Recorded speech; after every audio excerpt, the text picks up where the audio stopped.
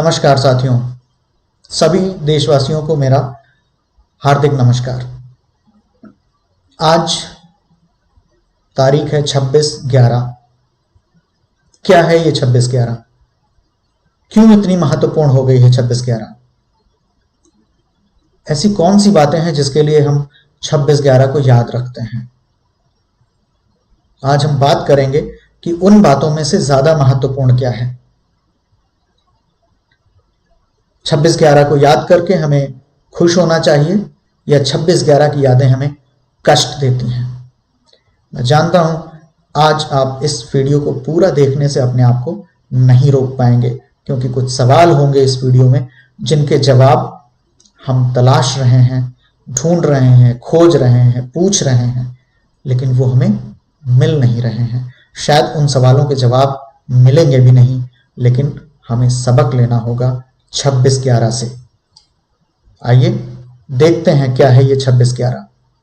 26 नवंबर यानी 26/11 हमारे भारतवर्ष के लिए दो तरह से महत्वपूर्ण है।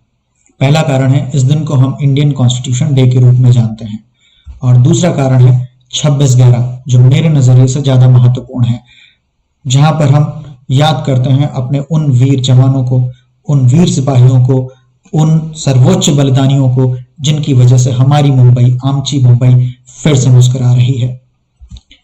पहले कारण को देखते हैं, कॉन्स्टिट्यूशन डे। कॉन्स्टिट्यूशन डे और संविधान दिवस, also known as National Law Day, is celebrated in India on 26 November every year to commemorate the adoption of the Constitution of India. On 26 November 1949, the Constituent Assembly of India adopted the Constitution of India, which came to effect on 26 जनवरी 1950। जो हमारा constitution 26 जनवरी 1950 को लागू हुआ, उसको constitute assembly of India ने 26 नवंबर 1949 को स्वीकार कर लिया था, अडॉप्ट कर लिया था। इसलिए इस दिन को कॉन्स्टिट्यूशन डे के रूप में जाना जाता है। कॉन्स्टिट्यूशन को किसने बनाया, कितने लोग थे ड्राफ्ट कमेटी में, कितना समय लगा और कौन इसका हेड था, ये सब आप जानते हो, उस पर चर्चा करने की आवश्यकता नहीं है। The Government of India declared 26 November as Constitution Day on 19th November 2015 by a gazette notification। एक गैजेट नोटिफिकेशन के जरिए 19 नवंबर 2015 को 26 नवंबर को कॉन्स्टिट्यूशन डे के रूप में घोषित कर दिया गया।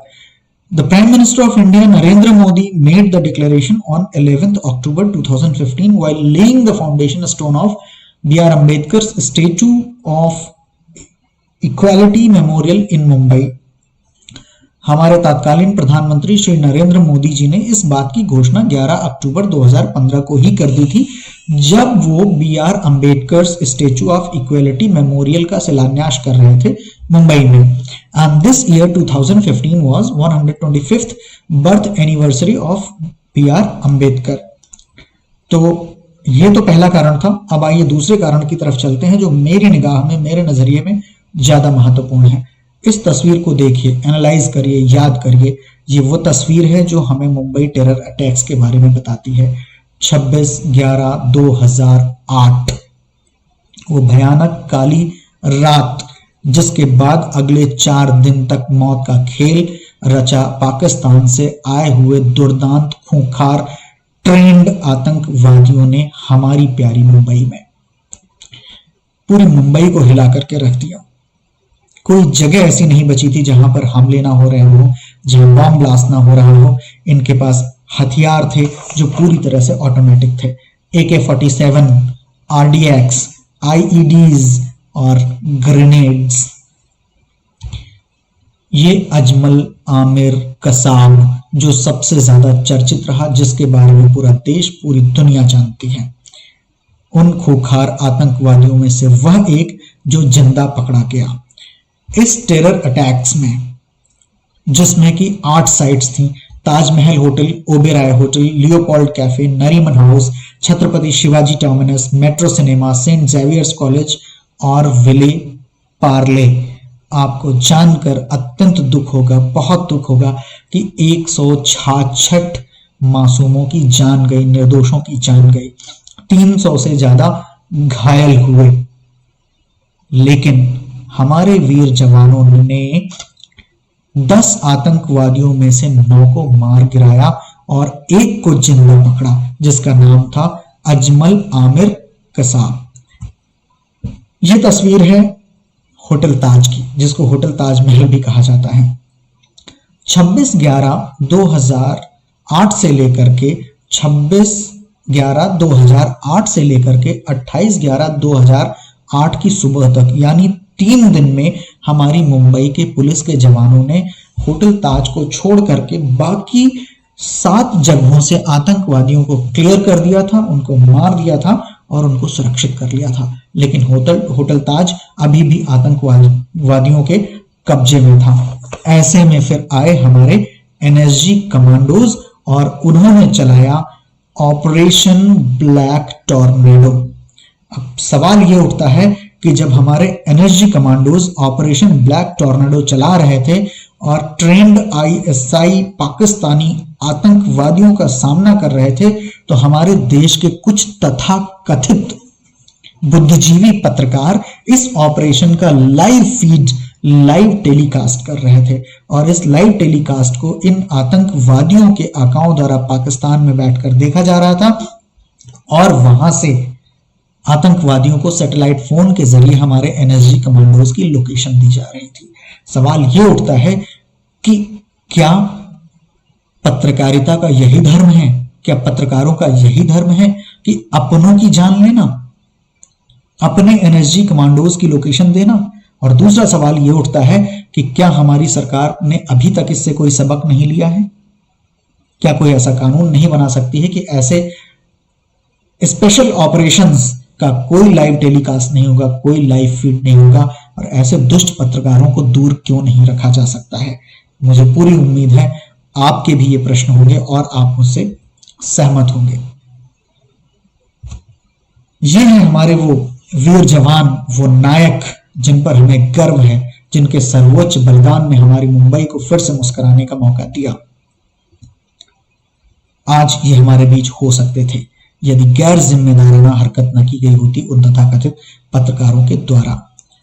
श्री हेमंत करकरे, श्री अशोक कामटे, श्री संदीप उन्नीकृष्णन, श्री विजय सालेशकर, श्री शशांक शिंदे, श्री प्रकाश पी मोरे, बापू साहब दुर्गड़े, श्री तुकाराम जी ओम्बले, श्री बाला साहब भोसले, श्री एमसी चौधरी, श्री गजेंद्र सिंह, श्री जयवंत पाटिल, श्री विजय खांडेकर, श्री अरुण चितले, श्री योगेश पाटिल, श्री अंबादास पवार, श्री राहुल एस शिंदे, श्री मुकेश बी जाधव हमको छोड़कर, हमको बचाने में सर्वोच्च बलिदान देकर के चले गए, फिर कभी वापस नहीं आए। किसी का पिता चला गया, किसी का बेटा चला गया, किसी का भाई चला गया, किसी का पति चला गया, लेकिन पूरी मुंबई को, पूरे भारत को मुस्कान दे गए। यह है अजमल कसाब, जिसको हमारे एनएसजी कमांडोज ने जिंदा पकड़ा। और मेरा दूसरा प्रश्न इस अजमल कसाब पर है, और वो प्रश्न क्यों है वो आगे देखते हैं। देखिए, जब ये पकड़ा गया तो इसको रखा गया आर्थर रोड जेल में, अंडा सेल में रखा गया, जो आतंकवादियों के लिए, बड़े दुर्दांत अपराधियों के लिए बनाई गई है, उस अंडा सेल में इसको रखा गया। लेकिन तत्कालीन यूनियन होम मिनिस्टर ने इंटरवीन किया।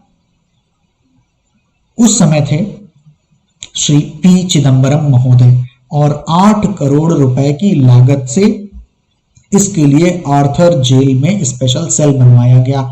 आखिर क्यों? क्या यह सरकारी दामाद था?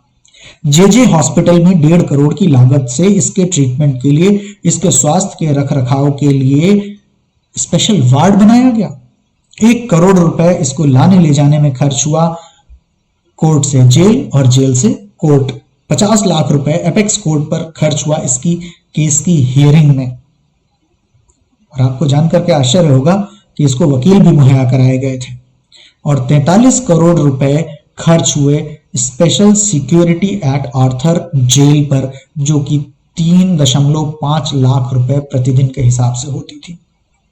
कुल मिलाकर के देखें तो 53.5 करोड़ रुपए से ज्यादा खर्च हुआ 4 साल में इस खूंखार आतंकवादी के ऊपर, इसके रख रखाव के ऊपर, इसके खाने पीने पर, इसकी दवाओं पर, इसके स्वास्थ्य पर।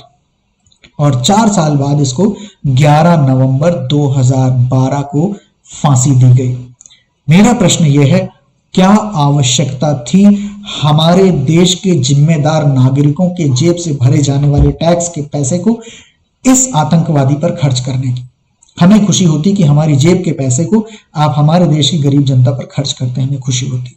ये प्रश्न है जो मेरे मस्तिष्क में, मेरे जहन में, मेरे दिल में न जाने कब से उमड़ते घुमड़ते रहे हैं। इन प्रश्नों के उत्तर आज तक मुझे नहीं मिले हैं। शायद आपके अंदर भी ऐसे बहुत सारे प्रश्न होंगे जिनके उत्तर नहीं मिले हैं। हमें और हमारी सरकार को इनसे सबक लेना चाहिए। 26/11 के नायकों को सलाम है, इनके जज्बे को सलाम है। अपनी आहुति देकर हमें मुस्कान दे गए आप। विनम्र भावपूर्ण श्रद्धांजलि।